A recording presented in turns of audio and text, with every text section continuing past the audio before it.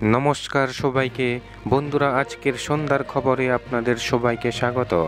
বন্ধুরা, আজকে ২৬ ফেব্রুয়ারি ২০২৪ ইংরেজি ত্রিপুরা খবর পত্রিকায় উঠে আসা কয়েকটি বিশেষ গুরুত্বপূর্ণ হেডলাইন বা টপিকগুলির বিস্তারিত আলোচনা কী দেওয়া হয়েছে সেটা এখন আমরা দেখব।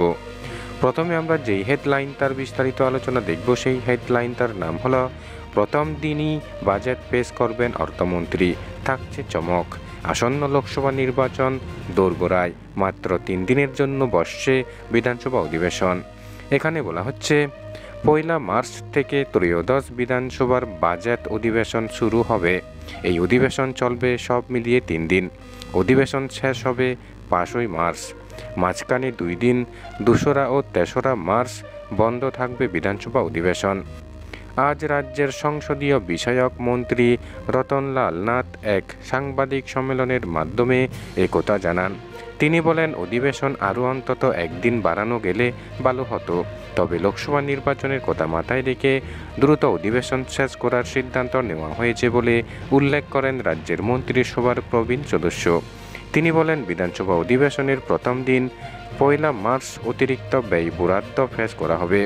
একই সঙ্গে পেশ করা হবে ২০২৪-২৫ অর্থ বছরের জন্য বাজেট। রাজ্যের অর্থমন্ত্রী প্রণজিৎ সিংহ রায় বিধানসভায় অতিরিক্ত ব্যয় বরাদ্দ ও বাজেট পেশ করবেন। বিধানসভা অধিবেশনের প্রথম দিনই দি ত্রিপুরা পাবলিক ডিমান্ড অ্যাক্টের সংশোধনী প্রস্তাব আনা হবে। বাজেট অধিবেশন নিয়ে সাংবাদিকদের সঙ্গে কথা বলার সময় মন্ত্রী বলেন, শাসক ও বিরোধী দলের বিধায়কদের সর্বসম্মতির ভিত্তিতেই উল্লেখিত সিদ্ধান্ত গ্রহণ করা হয়েছে। এই উপলক্ষে আয়োজিত এক বৈঠকে অংশগ্রহণ করেছেন শাসক দল বিজেপির পাশাপাশি বিরোধী কংগ্রেস, সিপিএম ও তীব্রামতার প্রতিনিধিরা। তারা সবাই মিলে বিধানসভা অধিবেশনের নির্ঘণ্ট স্থির করেছেন বলে উল্লেখ করেন রাজ্যের সংসদীয় বিষয়ক মন্ত্রী রতনলাল নাথ। তিনি সাংবাদিক সম্মেলনে এক প্রশ্নের উত্তরে বলেন যে সরকারি কর্মচারীদের মহার্ঘ ভাতা সংক্রান্ত উত্তর তার পক্ষে দেওয়া সম্ভব নয়। তিনি বলেন, এই বিষয়ে রাজ্যের মুখ্যমন্ত্রী অধ্যাপক ডক্টর মানিক সাহা মন্তব্য করতে পারবেন, কেননা এই বিষয়টি মুখ্যমন্ত্রী ও অর্থমন্ত্রীর এখতিয়ারে রয়েছে। শ্রীনাথ রাজ্য সরকারি কর্মচারীদের মহার্ঘ ভাতা দেওয়া নিয়ে কোনো মন্তব্যই করতে চাননি। রতনলাল নাথের বক্তব্য, এই বিষয়টি তার এখতিয়ারের বাইরে।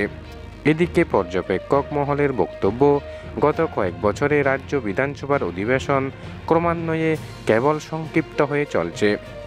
মহলটির অভিমত, এত কম সময়, মাত্র ৩ দিন রাজ্য বিধানসভার বাজেট অধিবেশন বসার সাম্প্রতিক কোনো নজির নেই। সুদূর অতীতেও এমন সংক্ষিপ্ত বাজেট অধিবেশনের নজির খুঁজে পাওয়া কঠিন হয়ে পড়বে। ফলে বাজেট অধিবেশনে ঠিকঠাকভাবে আলোচনা করাই কঠিন হয়ে পড়বে বিরোধী বিধায়কদের। অন্যদিকে ত্রয়োদশ বিধানসভার বাজেট অধিবেশনকে বিজেপি আসন্ন লোকসভা নির্বাচনের কথা মাথায় রেখে কাজে লাগাতে পারে বলেও পর্যবেক্ষক মহলের অনেকের ধারণা।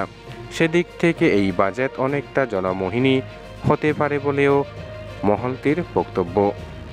বন্ধুরা, এখন আমরা যেই হেডলাইনটির বিস্তারিত আলোচনা দেখব সেই হেডলাইনটির নাম হলো বিধায়ক মনোজের হাত ধরে ৫৩ ভোটার যোগ পদ্মবনে। লোকসভা নির্বাচনের মুখে তাসের ঘরের মতো ভাঙছে বামেরা, যাচ্ছে বিজেপিতে। এখানে বলা হচ্ছে, শাসক দল বিজেপিতে যোগদানের যেন কোনো বিরতি পড়তে চাইছে না। প্রায় প্রতিদিন রাজ্যের বিভিন্ন অংশে বিজেপির অনুকূলে চলছে যোগদান। রাজ্যের উত্তর থেকে দক্ষিণে অব্যাহত রয়েছে এই ধারা। আজ সোমবার ২৬ ফেব্রুয়ারি কমলপুর বিধানসভা কেন্দ্র এলাকার ৫৩ নং জনজাতি অধ্যুষিত বুথের নাকাশিপাড়ায় ১২ পরিবারের ৫৩ জন ভোটার সিপিএম ত্যাগ করে ভারতীয় জনতা পার্টি তথা বিজেপিতে যোগদান করেন। তাদের হাতে দলীয় পতাকা তুলে দিয়ে দলে বরণ করেন এলাকার বিধায়ক মনোজ কান্তি দেব। এর আগে ২৩ ফেব্রুয়ারি রাজ্যের উত্তরাংশের ৬৯ জেলায় শাসক দল বিজেপির অনুকূলে হয়েছে যোগদান সভা। এর রেশ খাটতে না কাটতেই ২৪ ফেব্রুয়ারি শনিবার উত্তরাংশের অপর জেলা দোলাইয়ের অনুরূপ যোগদান সভার আয়োজন করা হয়েছে বিজেপির অনুকূলে। ৪৮ করমছড়া তপশিলি উপজাতি সংরক্ষিত বিধানসভা কেন্দ্রের আওতায় এই সভা হয়েছে কোকিলমণিপাড়া এলাকায়। বিজেপির করমছড়া সাংগঠনিক মণ্ডলের উদ্যোগে আয়োজিত এই সভায় ৪৭ পরিবারের ১৪২ জন ভোটার যোগ দিয়েছেন দলে।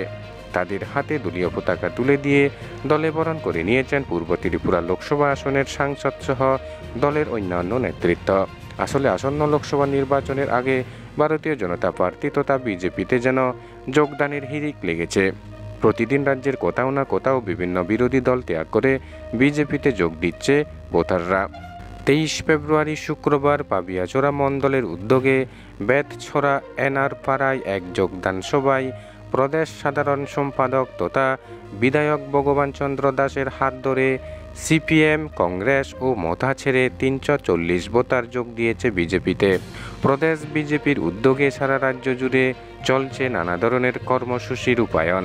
এই ক্ষেত্রে খোদ প্রদেশ বিজেপি সভাপতি রাজীব ভট্টাচার্য তৎপর রয়েছেন। বন্ধুরা, সন্ধ্যার খবর আপাতত এই পর্যন্ত। বন্ধুরা, প্রতিনিয়ত খবরের আপডেট পেতে চ্যানেলটি লাইক, শেয়ার, সাবস্ক্রাইব করে আমাদের সঙ্গে থাকুন। ধন্যবাদ সবাইকে ভিডিওটি দেখার জন্য।